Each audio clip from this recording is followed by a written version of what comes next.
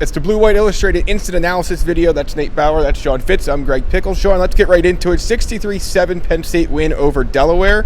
There's a lot of things you can take away from this game. There's a lot of things that may not exactly work out as we maybe get hit by this. We're good. As we almost get run over and avoid the rain. But what are your instant takeaways from this game? Obviously a blowout that Penn State got a lot of use out of in terms of getting guys in late in the game. Yeah, Penn State did what they had to do. 63 points in a very efficient manner. There was only 2 drives that didn't end in, the end of the game where they punted. They got touchdowns out of all of them. There was even a few instances where they, were testing their fourth down offense, had some success there. Drew Allar, very efficient once again. So efficiency, I think, is the name of the game, and that's exactly what you're looking for. Delaware's overmatched. There's nothing you can do about that. They came out and they steamrolled them. They did exactly what they needed to do, right. And they got out of here what looked to be fairly healthy. Right. Nate, do you think Penn State's run defense can hold up after it gave up that signal? No, I'm just kidding. When you look at this game overall, when you look at this offense, I guess in particular, let's start there. What are your thoughts? Just 6 rushing touchdowns. Nick Singleton had 3 of them. Drew Allar, Bo per Boy. It didn't matter who Penn State put on the field at any position.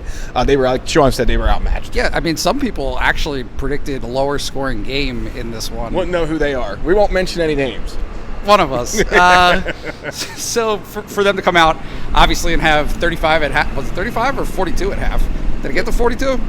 35 at half, and then obviously kick it up to 63. It just kind of resonated with me in terms of the drop-off between the starters and the second string really wasn't there, right? I mean, they were able to continue to produce with Bo Pickel as the backup, as James Franklin went on pretty much at length after in his post-game press conference.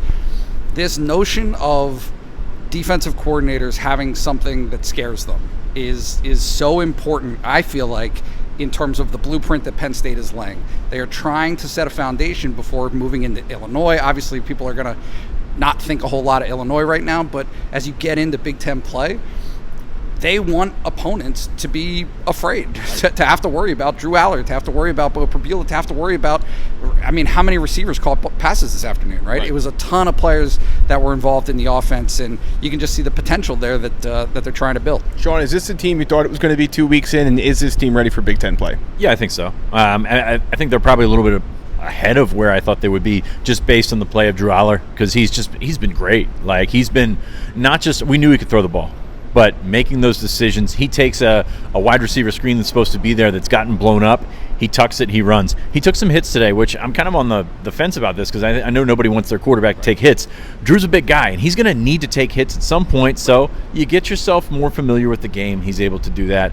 Then you get your younger guys in there. We saw King Mack at safety today playing well. Nittany Lions playing safety or playing defensive end, got his first sack. So it's just I think that's really what you take away from it. And, there are things you want to cut back on. The big run, of course, is what everybody's going to remember, but it happens. That was a gap issue that came back and bit them, and then a couple more penalties than they probably should have had. But as a whole, no college football game is going to be perfect and clean. This was a pretty clean game for Penn State. It was.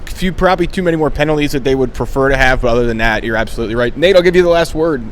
Going into Illinois week, big Illinois week, obviously they looked terrible in their week 2 game, so I think they're going to be viewed differently than maybe they would have been at this time last week. But where are you at with this Penn State team heading into week 3? Yeah, I think that offensively, you saw two things over 2 games, right? The one was big play, home run potential in week 1, and that's kind of how Penn State scored its points.